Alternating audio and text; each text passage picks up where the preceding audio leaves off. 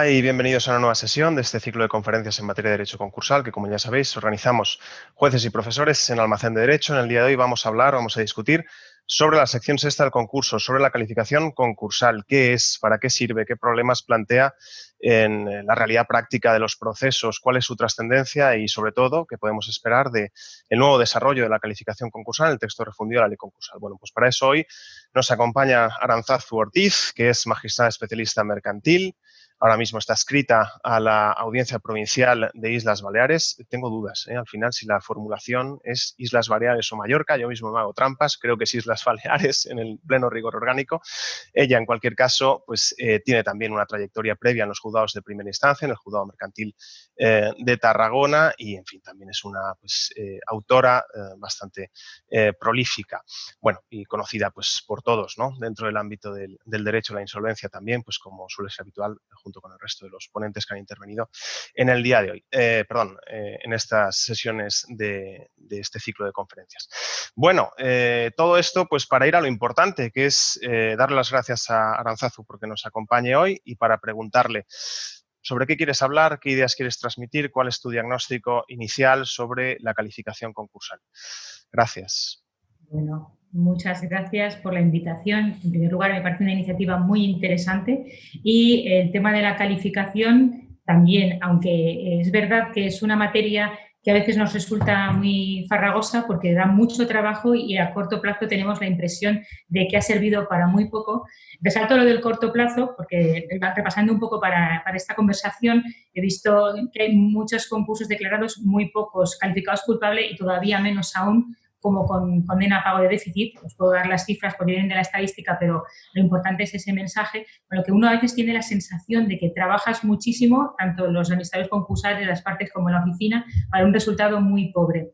Pero quería pensar que este es el corto plazo, porque a medio plazo, desde que entró en vigor la nueva ley concursal de 2003 hasta ahora, la sección sexta ha desempeñado un papel y es un cierto cambio de cultura en las responsabilidades que tiene quien utiliza una persona jurídica, en el caso de las empresas, los administradores de derecho, liquidadores, luego hablaremos de toda la gente, a la hora de asumir la responsabilidad que supone trabajar desde la persona jurídica.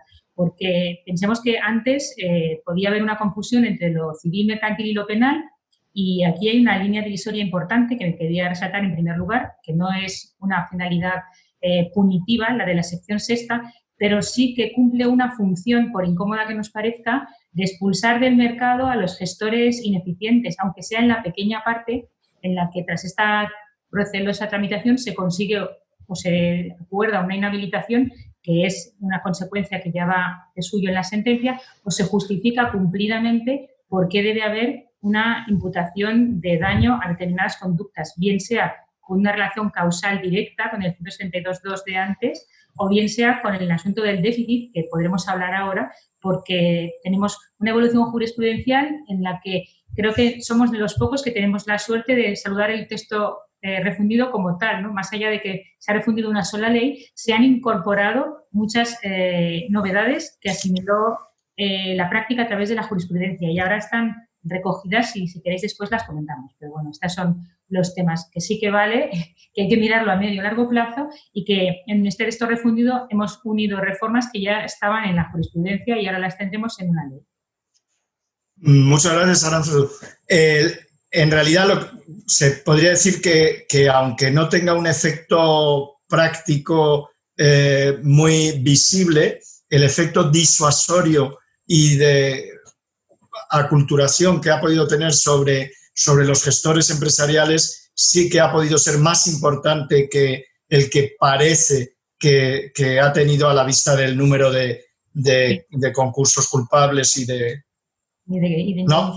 Es que a mí el número en realidad me da igual, porque como la primera pregunta es libertad empresarial y decisiones estratégicas, es verdad que puede ser un freno para la conducta del administrador, porque claro, es una profesión de riesgo ser administrador, pero yo creo que la calificación culpable, la calificación en el concurso obedece a un principio distinto a otras responsabilidades, que es la generación o agravación de la insolvencia. Claro. Y eso se analiza en el concurso, no se analiza en la responsabilidad de administradores, no se analiza en la responsabilidad de la agencia tributaria ni en la derivación de la misma. Sí, desde luego en la experiencia práctica cada vez que toca asesorar a administradores o a gente que va a tomar posesión de un puesto de administrador, la posible responsabilidad concursal tiene un papel cada vez más importante.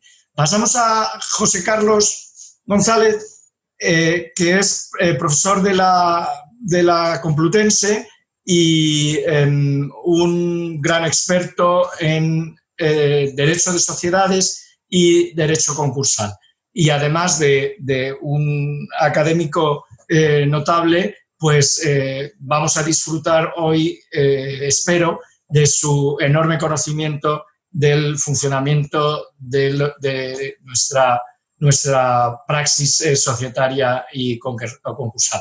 Muchas gracias, José Carlos, y tienes la palabra para hacer esta presentación. Muchas gracias, Jesús. Y igual que Aranzazu, tengo que empezar dando las gracias a Eduardo y a ti mismo por haber contado conmigo para esta interesante iniciativa. Creo que es excelente oportuna y salvando mi presencia, pues de luego goza de los grandes especialistas desde el punto de vista académico y también de la magistratura, con lo cual enhorabuena y gracias por la invitación. Y en esa primera aproximación de lo que me gustaría tratar, pues también coincido con Aranzazu y primero hablar de la institución, si es útil o no, si ha cumplido las expectativas que tiene o no, porque quizá parece que no las ha cumplido, no es una institución que exista en muchos organismos comparados y en otros sitios lo han funcionado de otra forma, entonces lanzar alguna idea al respecto. Y luego creo que es interesante ver un poco las novedades, es que lo son, que algunas lo son, otras no tanto, del texto refundido respecto a la regulación que todavía tenemos vigente, ¿no? de la pieza de calificación en la actual ley concursal, ¿no? De ahí hay varios puntos que podríamos tratar, pero bueno, yo creo que a mí me ha sorprendido que algunas de las cosas que la memoria que hizo el Ministerio con el texto refundido que publicó en marzo del año pasado, que dice que son cambios o cosas que ha aclarado, no las ha cambiado a mi punto de vista y no sé si ha obedecido luego a la continuación en la tramitación posterior o cambios posteriores. Y luego yo creo que hay cosas muy interesantes como el tema de la definición del concepto de déficit y alguna otra que creo que ha venido a decir lo contrario de lo que decía la jurisprudencia. Notas ha recogido lo que dijo la jurisprudencia respecto a la limitación del papel de los acreedores como parte en la pieza de calificación, pero en esa, por ejemplo, tan relevante de qué es el déficit que supone que pueden condenar para cubrirlo, pues no la ha recogido, ¿no? Hay alguna otra como el cambio de director general por apoderado general y si eso significa realmente un cambio o no, y la que sí creo que es una novedad, que es la introducción de la posible calificación, abrir pieza de calificación sin concurso cuando ha habido una resolución administrativa o intervención administrativa por una entidad aseguradora o banco o relacionado con el mercado de valores, ¿no? Entonces, ir repasando algunas de esas cambios importantes o ver si son importantes o no lo son. Yo creo que eso es lo que me gustaría contarlos esta tarde. Bien, gracias, José Carlos. Me ha parecido a mí entender, bueno, de vuestras dos intervenciones iniciales, que tenéis una aproximación distinta, ¿no? O sea, Aranzazu, a mí me parece que haces una valoración pues muy positiva, ¿no? En el medio plazo o largo plazo del desarrollo de la institución, con ese cambio cultural del que has hablado y con ese pues efecto disuasorio, ¿no? Y que puede ayudar a construir también pues un nuevo estándar, ¿no? De diligencia por parte del empresario. Y sin embargo, pues tú, José Carlos, pues parece que has enunciado cierta impresión de desconfianza, ¿no? Permíteme decirlo así, que quizás no sea la mejor manera, pero con este eufemismo, pues cierta desconfianza hacia la utilidad de la sección. En fin, Aranzazu ha tenido oportunidad de explayarse más respecto de por qué es útil y para qué sirve la sección de calificación, así que para que esto quede equilibrado en este primer punto de partida, ¿por qué no sirve? Y sobre todo, ¿cuáles son las diferencias que marcabas con esas otras vías en el derecho comparado? ¿Qué otros ordenamientos no cuentan con una sección de calificación como nosotros la entendemos y qué es lo que consiguen prescindiendo de ella? Perfecto. Hombre, y por un lado, fue un avance respecto a lo anterior, que la inhabilitación del quebrado era automática y el juicio de desvalor del concursado pues venía con el propio auto de declaración de la quiebra, ¿no? Se ha separado el juicio de moralidad de lo que sería la marcha del concurso, pero si las funciones teóricas de esta institución podía ser, por un lado, eso, enjuiciar conductas que hayan sido especialmente negligentes o dolosas, incluso que han llevado a la situación de insolvencia, un tema de moralidad, La segunda podría ser una función también de reintegración, ¿no? Bueno, pues justamente pues, ese daño intentar resarcirlo de alguna manera, sea con los daños o sea con esta responsabilidad por déficit que todos creíamos que era sancionadora y luego parece ser que el Tribunal Supremo dudaba y el legislador al final optó la tesis indemnizatoria, o eso parece. Y otra tercera que estaba en incentivar el convenio, se suponía, ¿no? Porque si era el convenio no gravoso, o mejor, convenios no gravosos, ¿no? Pues te evitaban la pieza de calificación. Desde ese punto de vista, yo creo que ha fracasado bastante en las tres, ¿no? Primero porque el resarcimiento poco. Aparte que hay pocos casos, yo creo que en pocos casos se consigue luego que realmente se ejecute esa sentencia en cuanto a los aspectos patrimoniales y haya una mayor satisfacción de los acreedores, ¿no?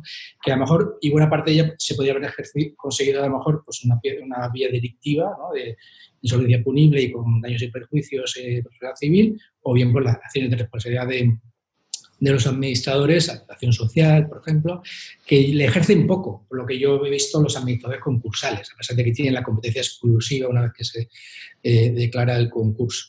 Y luego, desde el punto de vista de incentivar los convenios, pues una vez que nos hemos cargado la norma que hacía que fueran solo los convenios no gravosos, porque ahora con la O en vez de la I, pues basta que la espera será menos de 3 años o la quita menos de un tercio, porque puedes hacer un convenio que con espera de 3 años haga una quita del 90% y no tener pieza de calificación. Con lo cual ahora hace que a poco que esté asesorado una sociedad puede evitar fácilmente la pieza de calificación. Pero, José Carlos, el número de convenios es muy pequeño en proporción con los casos de liquidación, con lo cual es una barrera a la apertura de la pieza de calificación no es, ¿no? Sí, no lo es, pero digo que en los que yo a veces he visto que en empresas grandes que tienen viabilidad y que quieren continuar, pues es muy fácil que el convenio pues evite la pieza de calificación. Que evite la pieza de calificación. Cumple, sí. Claro, si lo cumple, sí, pues también acabaríamos en lo mismo. Y luego, yo creo que el tema moralizante pues lo cumple de aquella manera y sí, en cambio, tiene una función estigmatizante, ¿no? La palabra culpable pues a veces hace que se califique como culpable algunos concursos de personas que no han hecho nada que haya causado la insolvencia, porque sabemos que alguna de las presunciones, al margen de que realmente haya un nexo de causalidad entre eso que se ha hecho de no llevar bien la contabilidad y el daño que se haya podido producir o que eso haya agravado o no la insolvencia. Y en cambio, como digo, pues en algunos casos se pueden librar con un convenio supuestamente no gravoso, que a veces es gravoso también, ¿no? Y yo, mi experiencia, en los pocos concursos donde hemos llegado a concurso culpable, ya nos había pasado por el ámbito penal en la Audiencia Nacional o en los juzgados. ¿Qué delitos suelen... Que le vincula, José Carlos, ¿qué delitos suelen aducirse? Pues normalmente hay alzamiento de bienes, estafa, delito fiscal, blanqueo de capitales, que acompaña casi siempre a cualquiera de estos otros. Solvencias punibles. Indebida, delitos societarios, de administración desleal. Entonces, por ahí es por donde muchos damnificados, que a lo mejor no son directamente acreedores del concurso incluso a veces, pero sí pues atacan por esa vía y obtienen el resarcimiento, bueno, a veces obtienen o no, pero tiene una sentencia que les condena y les condena también a integridad de los perjuicios, con lo cual... Entonces sustituye a la responsabilidad civil derivada del delito. Al delito, claro. Yeah. Entonces es que a veces sirve para marcarla. Mi experiencia es que hay muchas de esas sentencias, en la parte penal pues iba la persona a la cárcel y tal, en la parte de resarcir pues muchas veces tampoco son satisfactorias. Hay condenas elevadas, pero luego no se consiguen ejecutar, ¿no? Pero bueno, no añade nada. Yo no he visto muchos casos de la pieza de calificación haya hecho algo que no se podía haber hecho con una acción de responsabilidad contra la Administración Civil o con una acción penal ejerciendo los delitos correspondientes, ¿no? Pues gracias, José Carlos. La balanza ahora está acusadamente inclinada hacia ese lado, entonces hay que buscar otra vez el reequilibrio, ¿no? Arantzazu, tú sí que crees en la utilidad de la sección de calificación y además me ha parecido entender que no la definirías o entiendes que su naturaleza no es la punitiva, sino que busca, ¿no?, ser coherente con otras de las finalidades del concurso.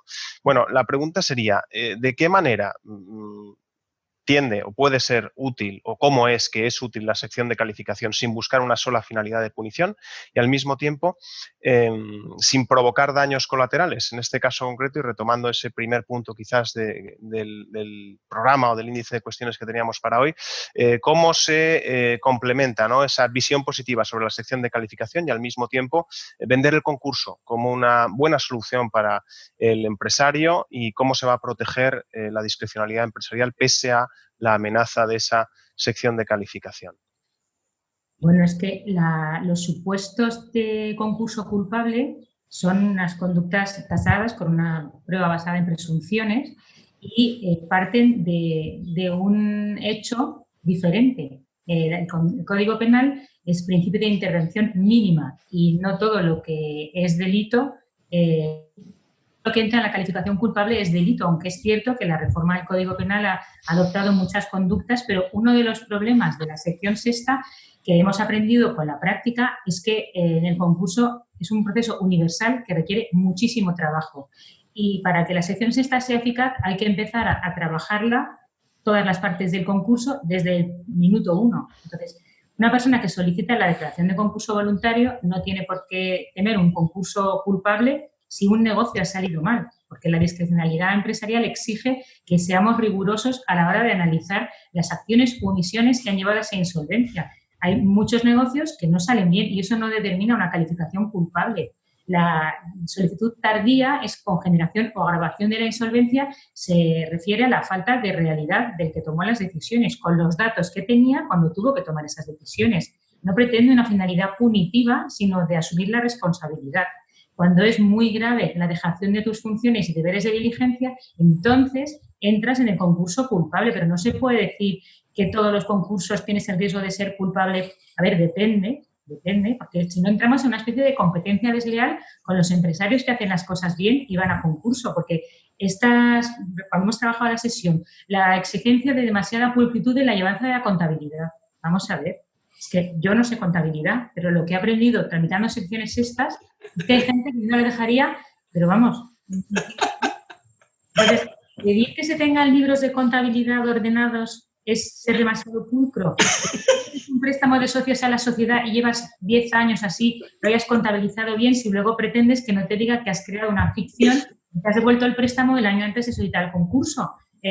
No veo esa exigencia de pulcritud en nuestras sentencias. Veo que es un invento, una institución estupenda, la persona jurídica, pero que el que asume el realizar un negocio a través de persona jurídica tiene que cumplir con unos deberes. Entonces, pero ahora para esto que tú estás diciendo y que haya un puerto seguro y para distinguir a los gestores que simplemente han tenido mala suerte, más los gestores que han podido ser negligentes, de los que deberían entrar en la calificación como culpable, que son los gravemente negligentes.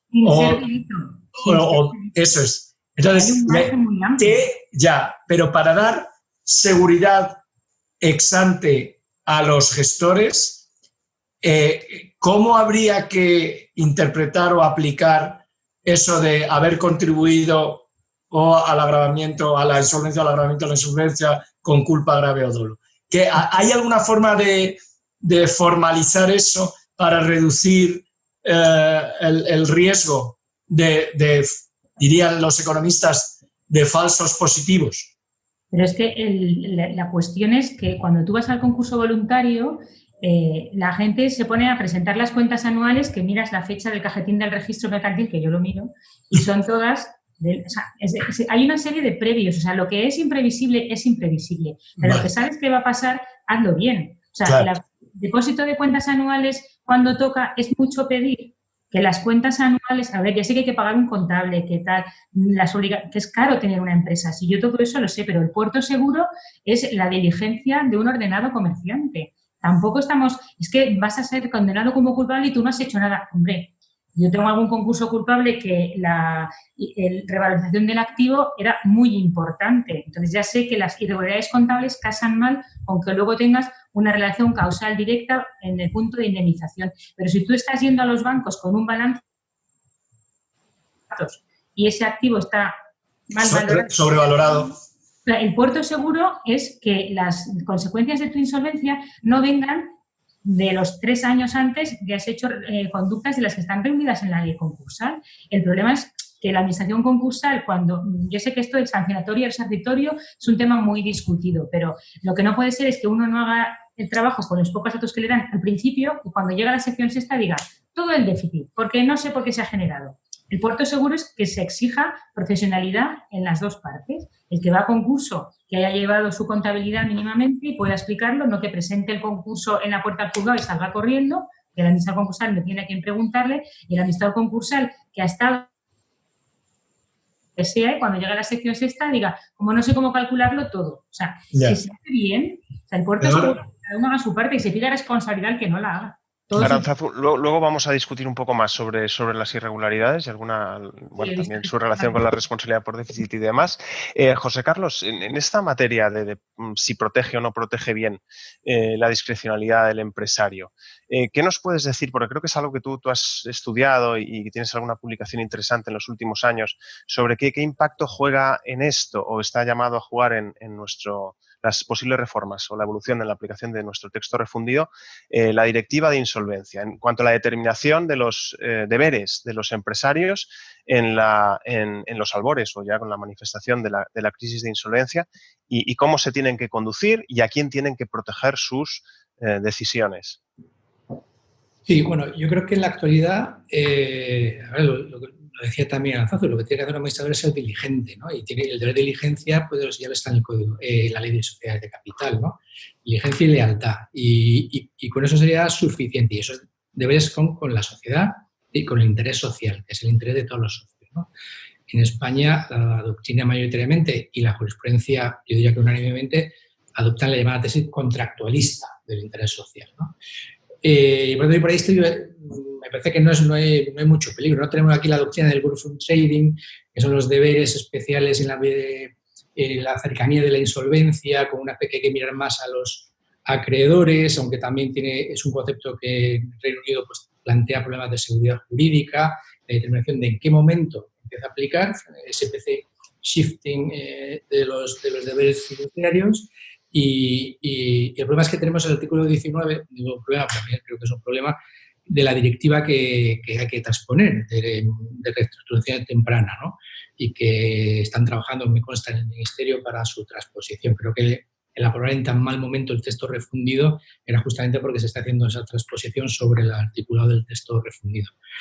Y ese artículo 19 ya introduce que hay que tener en cuenta otros intereses de otros stakeholders, menciono específicamente a los acreedores, justamente ese momento de cercanía a la insolvencia, que tampoco sabemos cuál es, porque ya hay gente que dice que no es lo mismo que la insolvencia inminente. Realmente todo esto me parece que produce mucha inseguridad jurídica, porque si hay un cambio en los deberes de los administradores, o sea, tendrán que ser los administradores cuándo tienen que postergar el interés de los socios. Y el artículo 19 no habla de postergar siquiera, es decir, tenerlos en cuenta. Pero bueno, porque hay un conflicto que hacemos, ¿no? Pero enumera primero a los acreedores, ¿no, José Carlos? ¿Perdona? Que enumera en primer lugar a los acreedores. Sí, pero dentro de tenerles en cuenta. Yo no deduzco que sea imperativo introducir ese precepto en el derecho nacional, jerarquizando yo estoy de acuerdo con José Carlos. Y si no los jerarquizas, lo que le está dando es manga ancha a los administradores, porque dirá, bueno, esto me ha perjudicado a mí, bueno, pero es que lo hice para beneficiar a otro. Ya en los años 30 del siglo pasado lo decía, no se puede servir a dos señores a la vez, ¿no? Entonces, si tengo que servir a los accionistas y a los acreedores y a los trabajadores y al medio ambiente, pues siempre tendré una justificación de cada un interés. En eso no estoy de acuerdo contigo, José Carlos. yo no creo que sea manga ancha, al revés. Yo creo que eso lo que dice es que el 19 es una forma de decir no quiero cambiar las reglas generales. Es decir, el hecho de que estemos en la al borde de la insolvencia, no modifica el contenido de los deberes de los administradores y, por tanto, no altera la jerarquía. Otra cosa es que, en unas circunstancias concretas, el interés de los acreedores deba prevalecer. ¿Por qué? Porque si no hace prevalecer el administrador el interés de los acreedores en relación con ese pago, por ejemplo, lo que estaría haciendo el administrador es incumpliendo el contrato que la sociedad ha celebrado con ese acreedor. Entonces, yo creo que lo que hay que hacer es hacer como si no existiera ese artículo 19 de la directiva y evaluar la conducta de los administradores a la luz de las circunstancias, como decía Arantzazu antes, en relación con la declaración de culpable o no. Yo lo que voy a mirar es, no con sesgo retrospectivo, sino poniéndome en aquel momento, ¿qué es lo que habría hecho un administrador diligente que tiene ante todo que anteponer el interés social?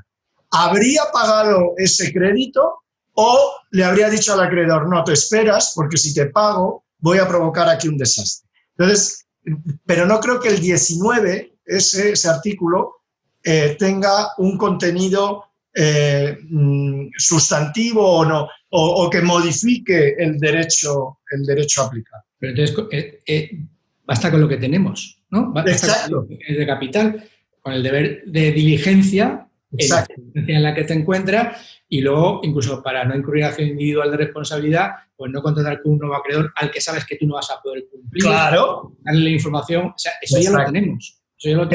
Tienes que tener más cuidado, de la misma forma que puedes tener menos cuidado cuando estás paseando por una playa que cuando estás en medio de un barco en alta mar y estás tú solo. Pues naturalmente que tienes que ser mucho más cuidadoso en alta mar en un barco que cuando estás paseando por una playa del Mediterráneo. Si es así, no decimos que en un caso tiene que defender una cosa distinta al administrador o comportarse de una forma. Tiene que adecuar su conducta a los riesgos a los que se enfrenta. Eso me parece perfecto porque efectivamente creo que no es cambiarlo. Lo que no sé si así lo han entendido los que lo han redactado y lo van a entender los que están transponiendo la directiva. Pero tenéis que tener mucho cuidado, los profes, tenemos que tener mucho cuidado para no crear problemas donde no los hay y que los académicos somos muy aficionados a tratar de ver grandes cambios cuando dice, oye, si la situación actual está bien, no deberíamos decir que los cambios, ay, no, esto nos han cambiado ahora esto. Y, oye, ¿nos lo han cambiado o no? Lo que está nos gusta. Pues entonces vamos a intentar decir que esto no cambia nada, si es posible, claro. Eduardo. Sí, nada, volvemos a la playa, o sea, a Mallorca, Arantzazu, para seguir avanzando en cuestiones de las que teníamos que plantear hoy. Preguntas muy de jueces o cuestiones muy de jueces. Bueno, hemos ya habéis enunciado, mejor dicho, anteriormente, pues que una de las cosas a considerar, ¿no?, para explicar bien, para entender bien la sección de calificaciones, son sus presupuestos de apertura. Yo os quiero preguntar por los presupuestos de conservación. En aquellos supuestos en los que se manifiesta una insostenibilidad del proceso, entendido como un proceso de ejecución universal que entraña una estructura de costes muy compleja y en la que, bueno, pues el concurso, pues aparentemente en esa situación ya de insuficiencia de masa ha perdido todas sus finalidades. Ni se va a poder sostener o conservar el proceso y el propio giro empresarial para buscar una solución de convenio, ni el proceso como ejecución universal pues es eficiente. ¿Tiene entonces sentido conservar el proceso solo por la promesa de una eventual sección de calificación con un pronunciamiento de culpa? Sería la primera pregunta de jueces, a jueces, ¿no? Muy sin ese tono, ¿no, Arantzazu? Y luego la segunda, que tiene también un poco que ver con esto, es en aquellos supuestos en los que, bueno, ya sabes que estamos discutiendo mucho ahora, qué es lo que pasa con la situación del concurso de persona física. Bueno, ¿qué papel tiene que jugar la sección de calificación en el concurso de persona física, si lo hemos entendido bien o no? La presencia de la sección de calificación en el concurso de persona física. Bueno, respecto al primero, el concurso sin más en la sección de calificación de nuevo tenemos el mismo problema, ¿no? La falta de medios y que es más un engorro para el juzgado que una solución. Lo que pasa es que en un país en el que no se puede liquidar una sociedad mercantil con deudas, según la gravedad de lo que se intuya en esa solicitud, tampoco se puede facilitar una declaración y conclusión sin entrar en la sección sexta si estás encubriendo una situación que podría ser incluso delito. ¿Qué pasa? Me refiero al delito porque el Ministerio Fiscal es parte en la sección. Estábamos comentando un supuesto en el que efectivamente era el caso de la insuficiencia de bienes. El administrador concursal pide la conclusión del concurso y es la Abogacía del Estado la que recurre porque quiere que haya posición sobre la calificación culpable y reclama que demos la oportunidad al Ministerio Fiscal de evaluar los hechos que han aflorado en este concurso.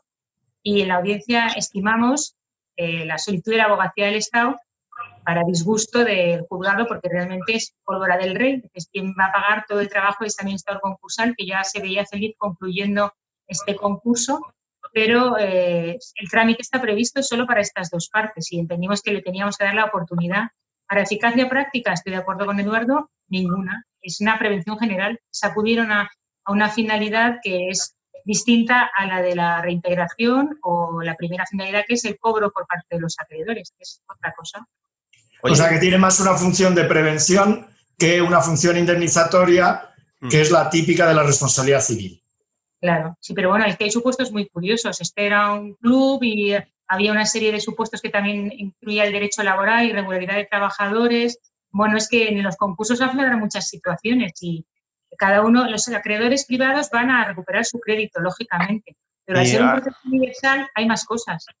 Arantzazu, en estos casos, ¿por qué crees que los jueces hacemos una buena aplicación de otra norma, otra regla que está también en la regulación de la insuficiencia de masa, en el 166 bis quinto y el que sea, las concordancias del texto refundido, y es exigir a ese acreedor que se implique en la financiación del concurso?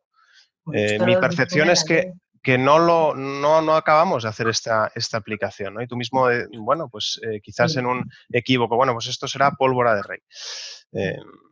Hombre, es que era la Abogacía del Estado la que pedía que continuara el concurso para que el Ministerio Fiscal realizara el dictamen.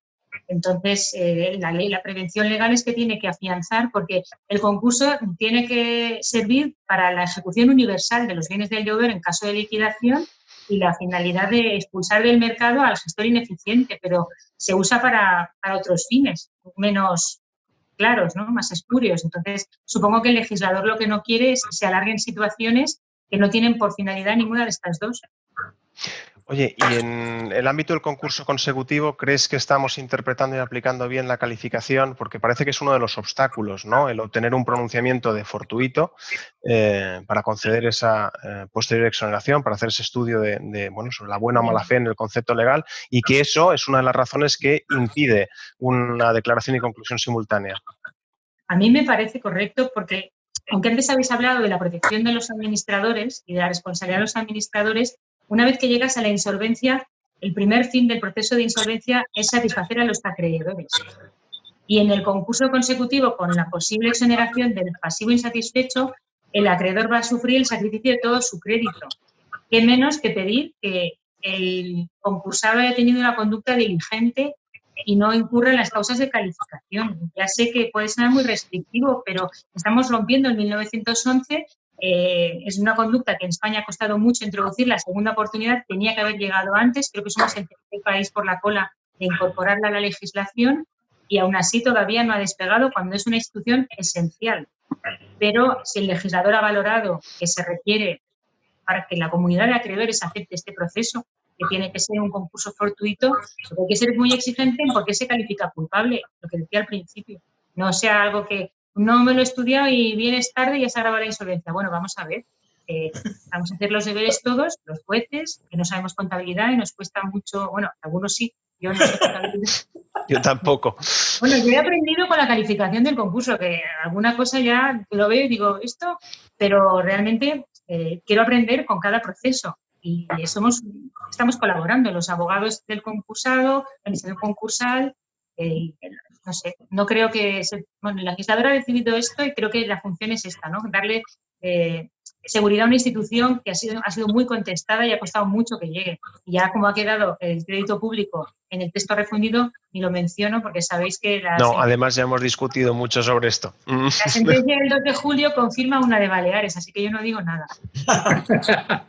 Viste pionera en eso y en tantas cosas. José Carlos, no sé si tú quieres añadir algo más sobre esto. Si te parece, damos un paso más y nos hablas de qué es lo que va a pasar con la calificación en el futuro, ¿no? En esos futuros procesos de insolvencia, con esa situación amenazante que parece que vivimos y, en particular, ¿qué incidencia crees que respecto de esos próximos procesos concursales y la calificación en ellos va a tener la actual situación y, en particular, la regulación que se ha ofrecido durante el estado de alarma en el Real Decreto 1620?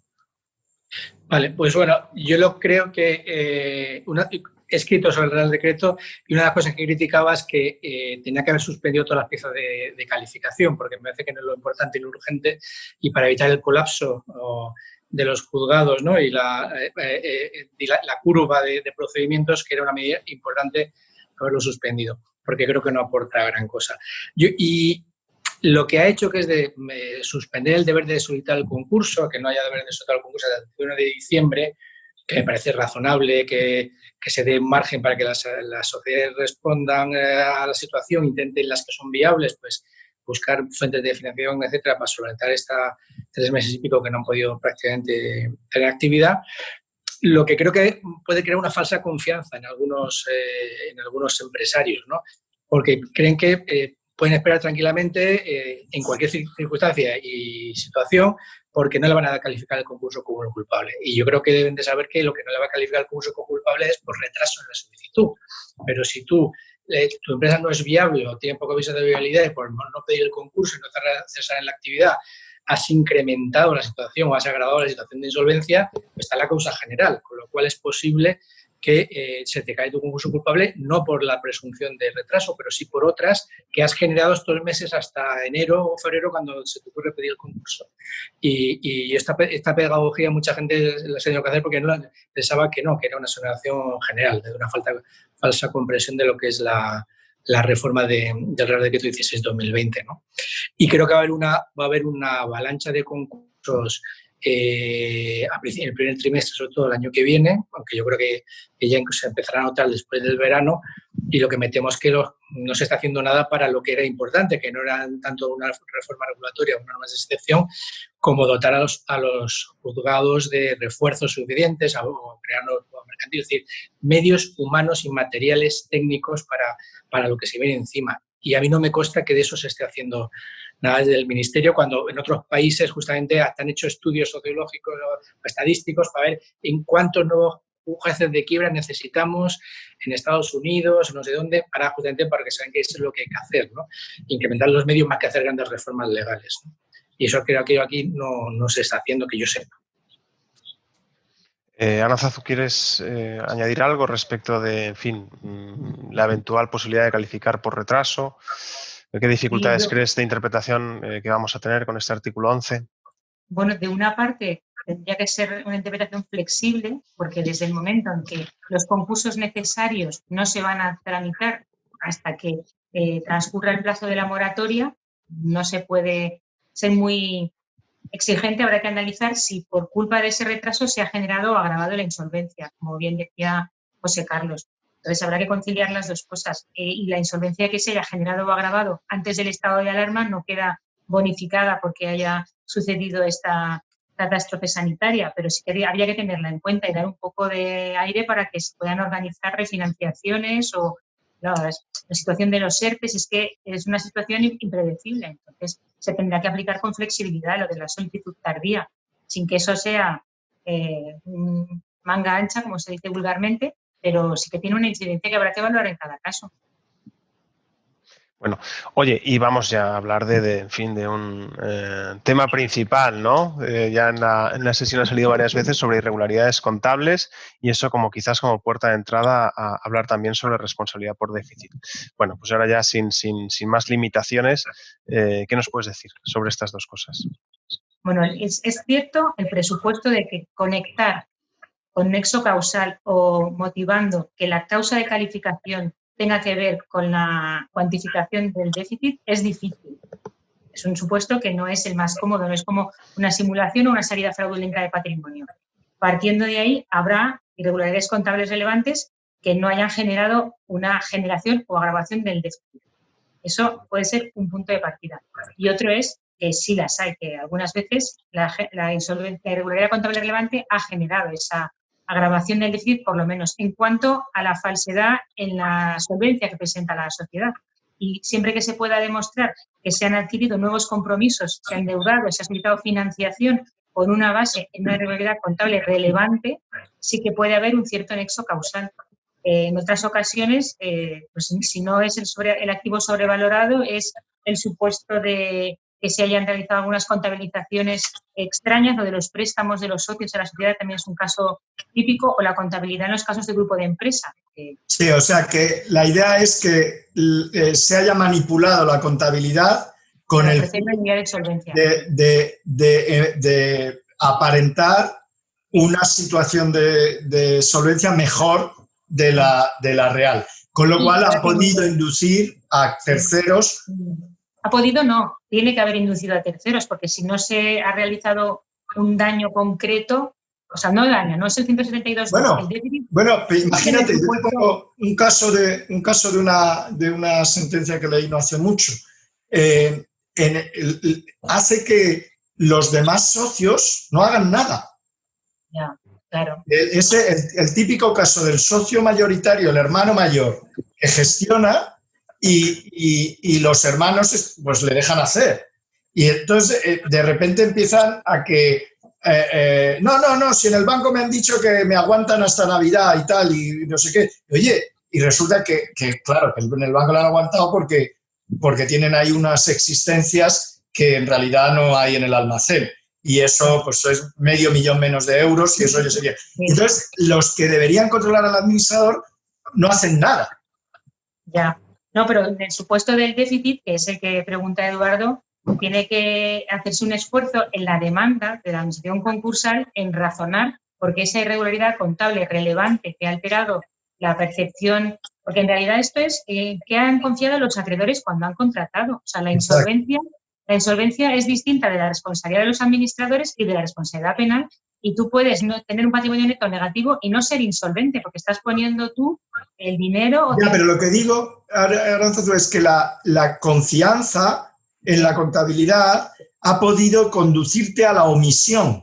Es decir, yo lo que habría hecho, yo soy el banco, lo que habría hecho es haberte cortado el crédito, si hubieras sabido la verdad. O yo soy el proveedor y te hubiera dicho que me pagas al contado. Si yo hubiera sabido que esa imagen contable no era correcta. Entonces, con algún activo en concreto que represente una parte importante, yo creo que con eso estaría aprobada la relación de causalidad, ¿sí o no? Sí, por supuesto. Y las sentencias últimas que ha dictado el Tribunal Supremo, hay una del 27 y del 29 de mayo de 2020, hay una partida de 13 millones de euros. Y entonces dices, es que este crédito en realidad no era de esta sociedad, era de otra, pues hay que analizar el volumen y el impacto que ha tenido eso en las decisiones de quienes no van a cobrar, porque estamos en un supuesto de insolvencia en liquidación, porque el déficit solo se calcula en liquidación. Entonces ya partimos de que el concursado no tiene ningún otro proceso contra él, porque lo que ofrece el concurso es que en vez de tener ejecuciones individuales,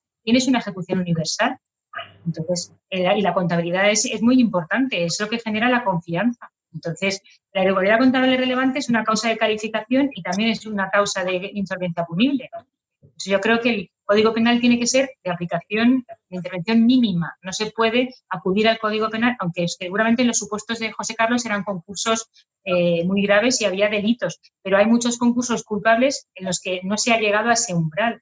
Pero ahora se ha producido una trivialización del derecho penal brutal. Y nuestros amigos los penalistas no consultan con mercantilistas para redactar los preceptos correspondientes y realmente muchas veces el supuesto de hecho de la norma penal y el supuesto de hecho de la norma civil o mercantil son idénticos. Entonces, al final, los jueces lo que hacéis es que, bueno, como no me parece suficientemente grave, los jueces de lo penal, esto vaya usted a lo civil o a lo mercantil. pero desde el punto de vista del tenor literal del artículo del Código Penal, a mí me parece que tenemos una sobrepunición penal que ha trivializado, porque a lo que lleva es que a los como en la Edad Media aquello de que al que robara más de un sestercio o lo que fuera era pena de muerte y todos los robos se valoraban en 99 céntimos para no condenar a muerte, pues aquí hay un problema de eso y que puede hacer que no sean eficaces las normas. Hombre, es que el 259 del Código Penal en la reforma dice situación de insolvencia actual o inminente. Yo cuando leí en el Código Penal insolvencia inminente, dije, pero si nosotros tenemos dificultades para establecer las responsabilidades con insolvencia inminente, lo pone en el Código Penal.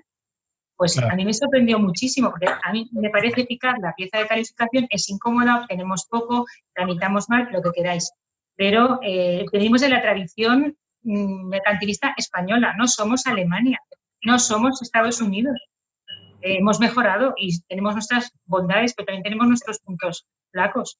Entonces, no podemos, en derecho comparado estoy de acuerdo que es una sección que no hay, pues yo intenté ejecutar una sección sexta en Alemania y me encontraba con un problema de orden público, porque el juez alemán no tiene la sección sexta, entonces diría, esta señora que me está mandando, es verdad.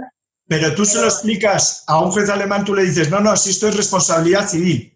Esto es responsabilidad civil y ya está. No se lo expliqué porque eran unas medidas cautelares de esas que no se adoptan nunca para proteger que cuando llegue la sección sexta haya algo. Esa es otra, de eso no hemos hablado, del 48. De 9 millones de euros, un 48, 9 millones de euros en una empresa que cotizaba en bolsa.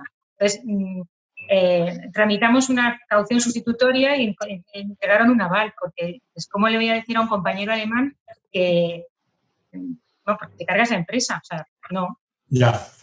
Oye, José Carlos. Resultó fortuito el concurso encima, pero bueno, eso es otra cosa. Gracias. José Carlos, ¿qué le pasa al déficit en el texto refundido? Enlaza un poco con esto y con la sentencia que me ha mencionado Aránzazu, porque esa sentencia de ese crédito de 13 millones, que era un crédito intragrupo, que se consigue una irregularidad contable muy relevante, lo que dijo el Supremo, si no recuerdo mal, es que cuando son tan relevantes que han impedido saber qué es lo que ha pasado realmente en la sociedad, etcétera, pues casi tenían que ser los administradores los que demostraran que eso no había causado un daño para evitar la condena todo el déficit patrimonial, ¿no?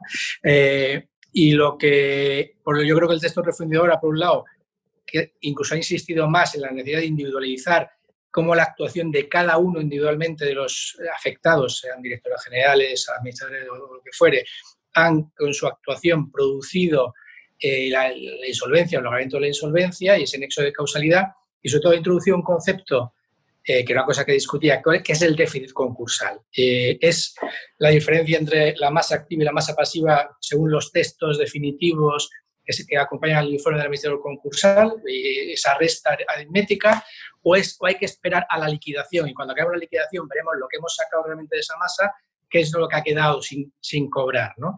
Pues ahora el texto refundido se va al concepto de textos definitivos.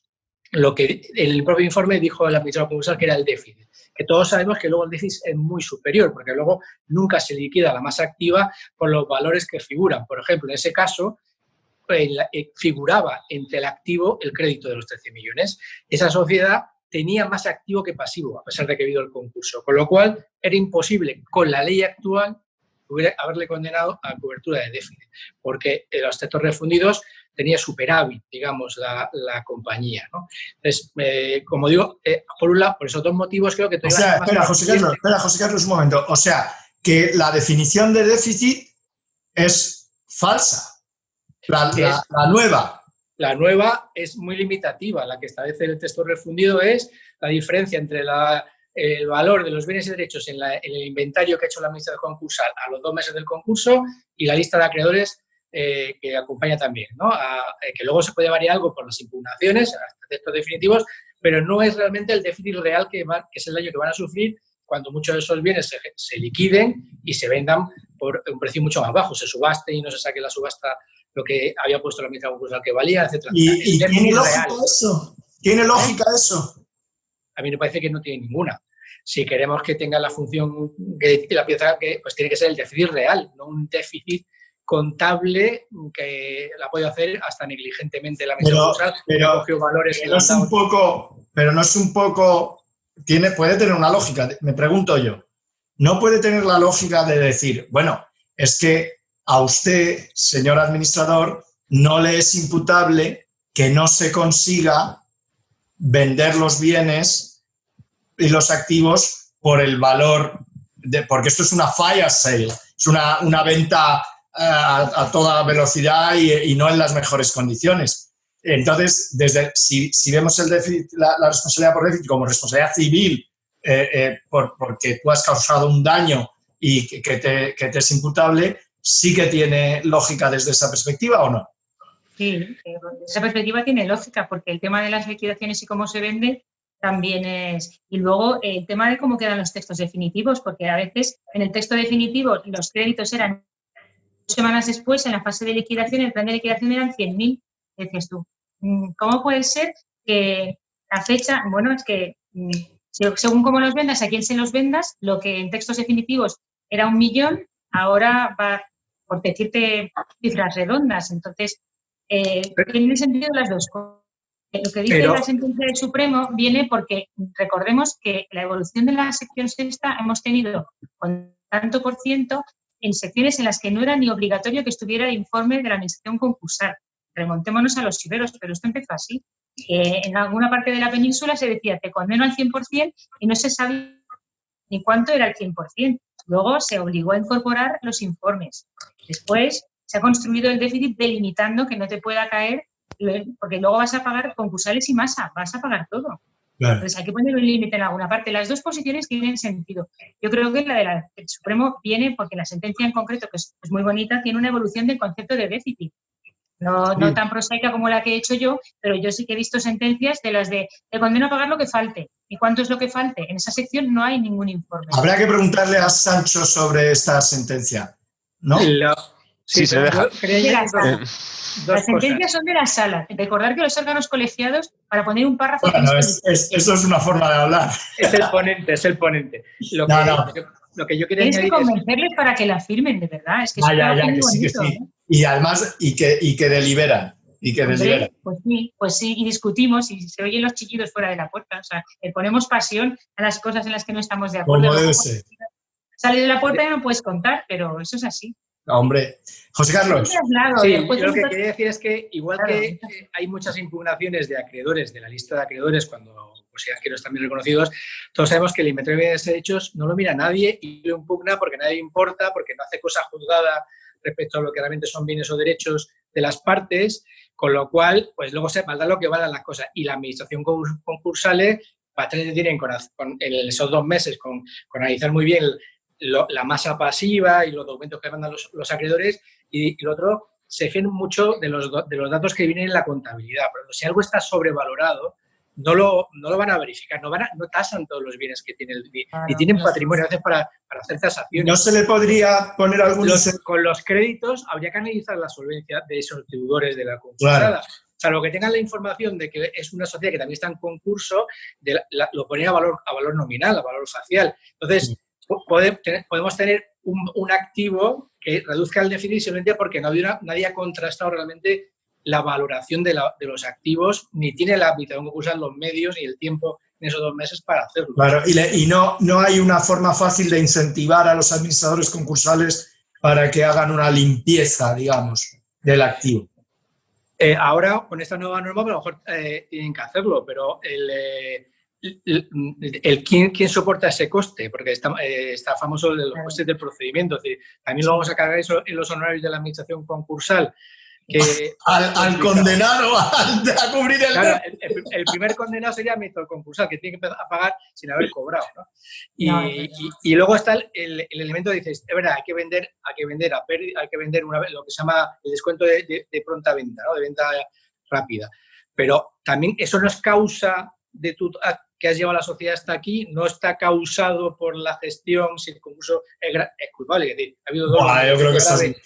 La mala liquidación no está... Estamos teniendo que vender así porque tú nos has llevado hasta aquí. No lo sé si no es imputable también. Se puede, porque el concurso dura mucho tiempo. Eso que decía yo, ¿no? Dicen el efecto Moisés. llevan el concurso a la puerta del juzgado y desaparecen.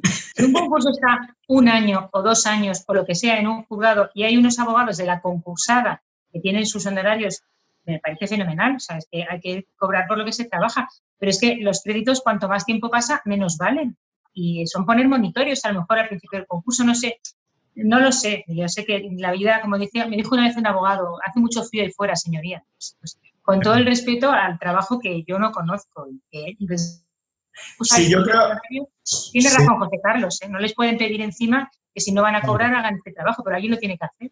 No, pero que yo creo que eso que has dicho, Aranzazú, es muy importante para delimitar la cuantía que se le puede imputar a alguien que es condenado a cubrir el déficit.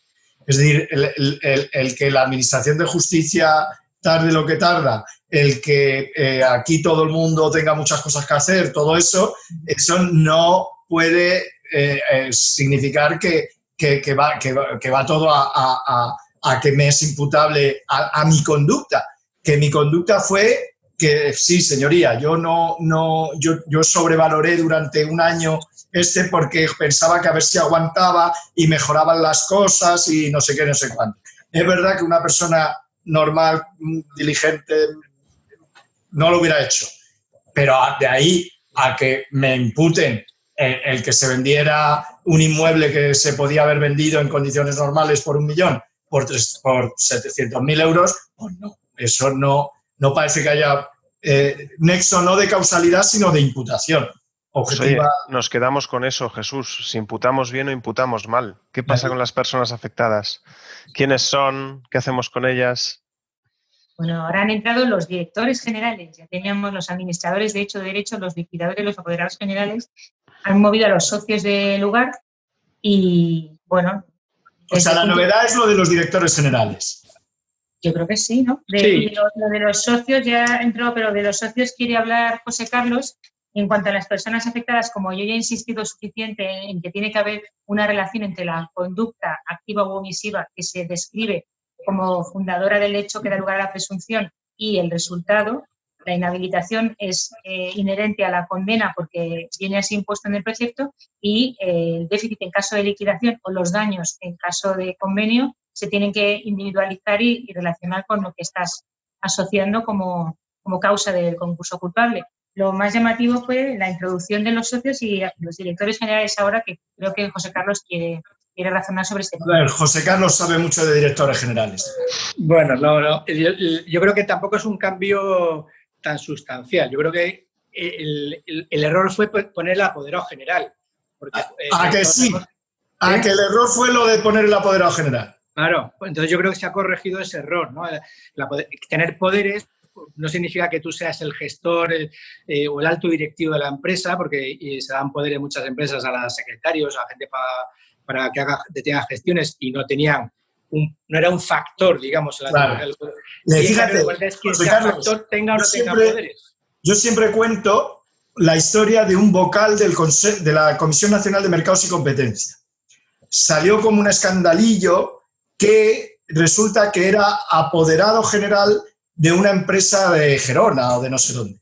Y es que resulta que era la empresa familiar y su padre estaba muy mayor. Y le dio poder a todos los el padre el que la llevaba. Y el padre había dejado, como dejas una autorización por si te da para que alguien pueda gestionar la cuenta bancaria, había dado un poder general a su hijo para que pudiera tomar las decisiones. Claro, eso es confundir lo del poder y lo del mandato. Eso no le convertía a él en un administrador de hecho.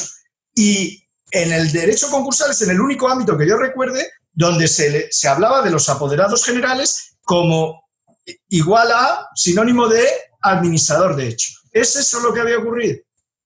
Yo creo que sí. Bueno, no es igual que el administrador de hecho, porque también está la figura del administrador de hecho.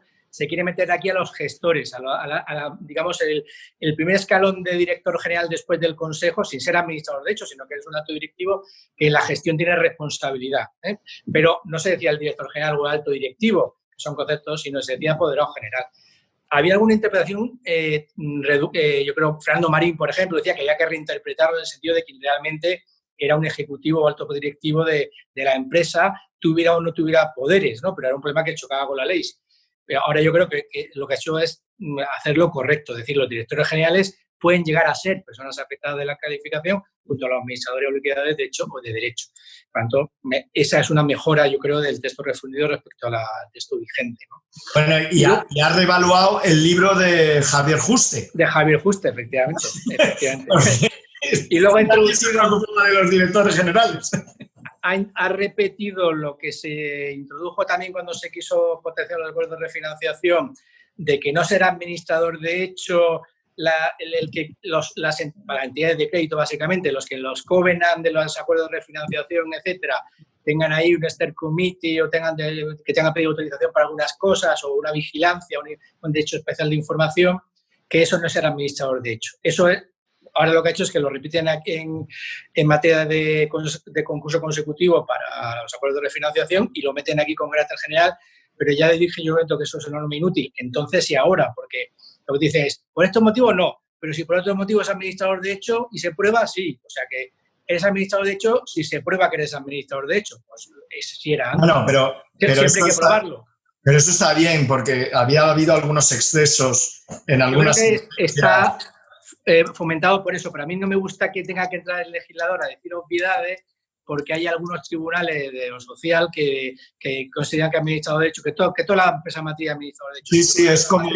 Y cosas de eso, ¿no? Claro.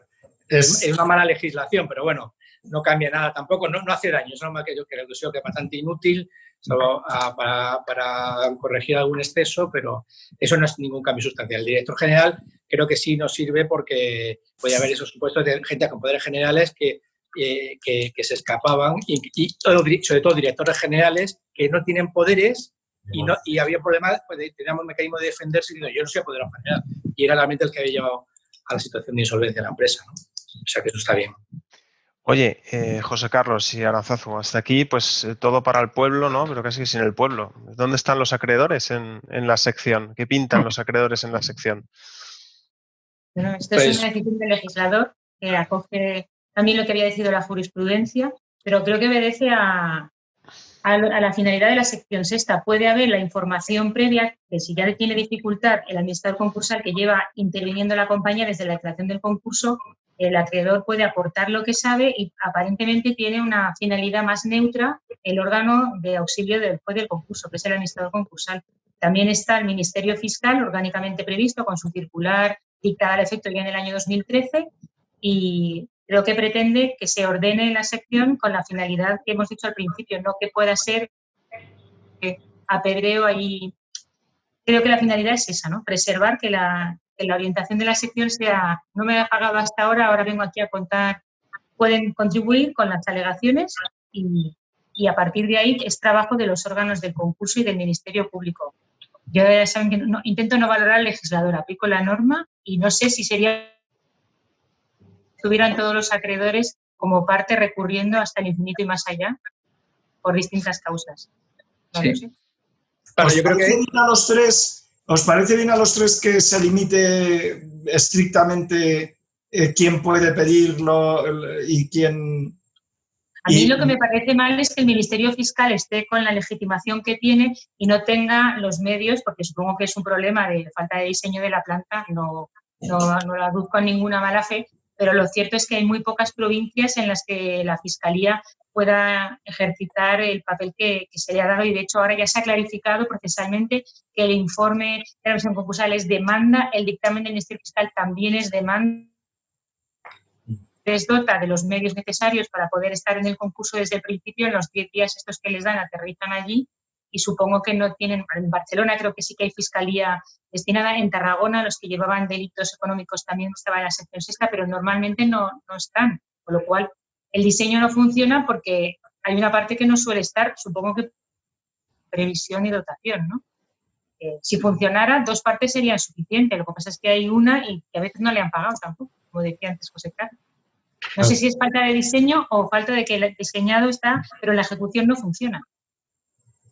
Yo comparto lo que se dice. El Ministerio Fiscal ni está ni se le espera ni conozco un caso donde haya aportado algo útil para la calificación del concurso. O sea, os adhieren a veces en un folio ahora ya no pueden hacerlo porque tienen que hacer una estructura de demanda, o muchas veces simplemente se pasa el plazo y como la pieza sigue y se tiene que ser adherido a lo que dice pues a veces ni contestan.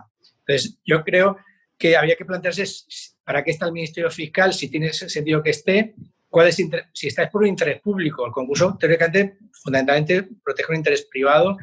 Parece que la pieza de calificación podría estar el interés del tráfico, ¿no?, para expulsar a los negligentes o dolosos y que son un peligro para el tráfico, pero si tal, tenía que estar, como tú dices, desde el principio, estar informado, porque si no, 5 días o 10 días no tienen tiempo de... O sea, se leen el informe de la administración concursal y lo copian resumido, que es lo que yo he visto a veces. Y los acreedores, que son los más interesados, pues no se les deja participar prácticamente. Son una parte que no es parte. O sea, y esto sí que es creación jurisprudencial, yo creo. Yo creo que a lo mejor con razón temían en grandes concursos que hubiera 100 partes porque hubiera mucha gente participando y se inventaron esto que era una especie de intervención adhesiva del artículo 13 de la Ley de Procedimiento Civil. Pues, no eres parte, no eres el demandante, pero puedes estar ahí como interveniente adhesivo para ver si das alguna información útil para quien demanda, que es la administración concursal. A mí me parece que... ¿Y irte a ver al fiscal, funciona o no funciona? Muy difícil, porque no puedes ver al fiscal, porque tú vas y tú vas... Yo lo he intentado hablar con el Ministerio Fiscal alguna vez y si vas pronto, bueno, no sabes qué al fiscal le va a tocar cuando llegue el turno.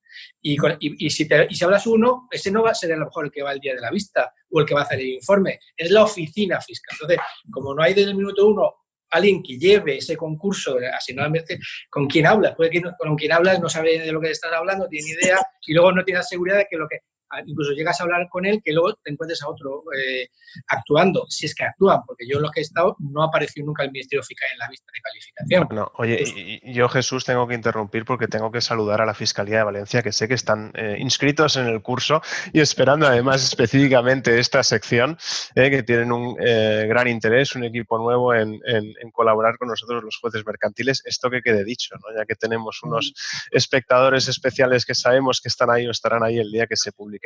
Me preguntabas también por mi opinión. Al final es un problema, bueno, yo entrar, pues, en fin, el Ministerio Fiscal pues tiene sus propios problemas organizativos, pues con sus ventajas y sus inconvenientes, igual que nosotros también, pues, tenemos los nuestros, ¿no? Y ya está, cada uno pues se justifica por su trabajo y la opinión pues es del resto de operadores.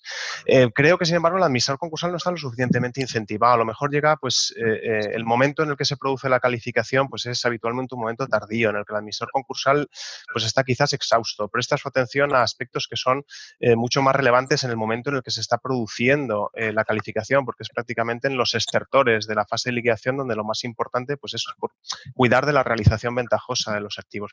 Y luego, curiosamente, desconozco ahora mismo porque no estudio esta parte del texto refundido, pero en la retribución del administrador concursal, y disculpe, corregidme por favor si me equivoco, en el reglamento del año 2004, así como si está incentivada porque supone un plus de remuneración el planteamiento de acciones de reintegración para la recuperación de activos, no lo está, por ejemplo, el estudio, ¿no?, de una calificación culpable.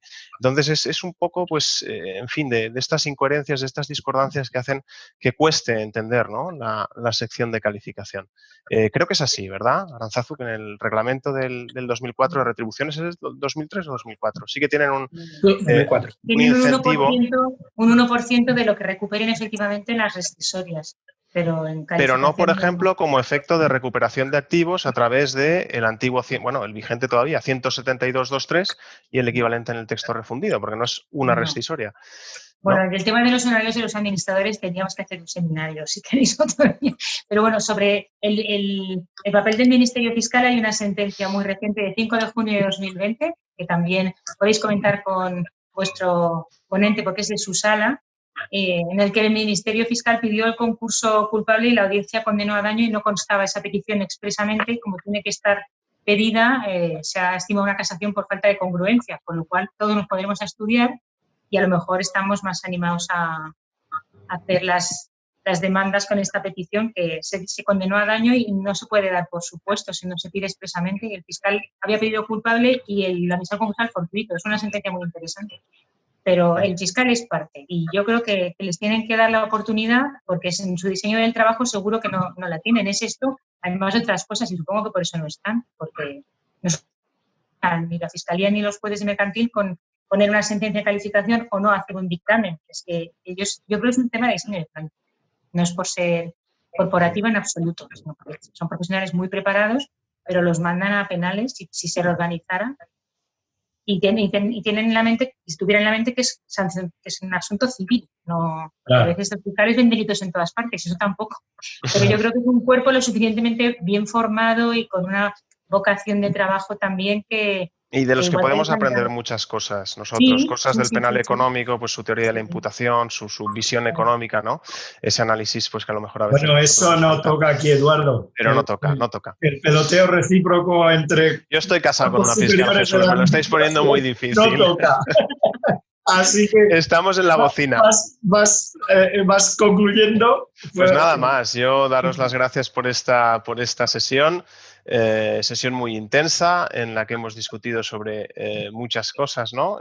Bueno, me quedan un poco pues abiertas esas, bien planteadas y desarrolladas, ¿no? Pues todas esas características que a veces hacen dudar o no de la calificación. Yo no sé si os habéis convencido recíprocamente, pero bueno, ha sido muy interesante que tuvierais una perspectiva tan diferente sobre algunos extremos y seguro que es de interés para todos los que nos vean, así que muchísimas gracias. Y los que quieran saber más, Eduardo ha publicado en el almacén una entrada en la que resume... Lo pondremos de lecturas. Muy efectivamente o muy eficazmente los problemas principales que plantea la sección de calificación. Yo me sumo a los agradecimientos, ha sido muy divertida y muy interesante y he aprendido un montón, así que muchas gracias.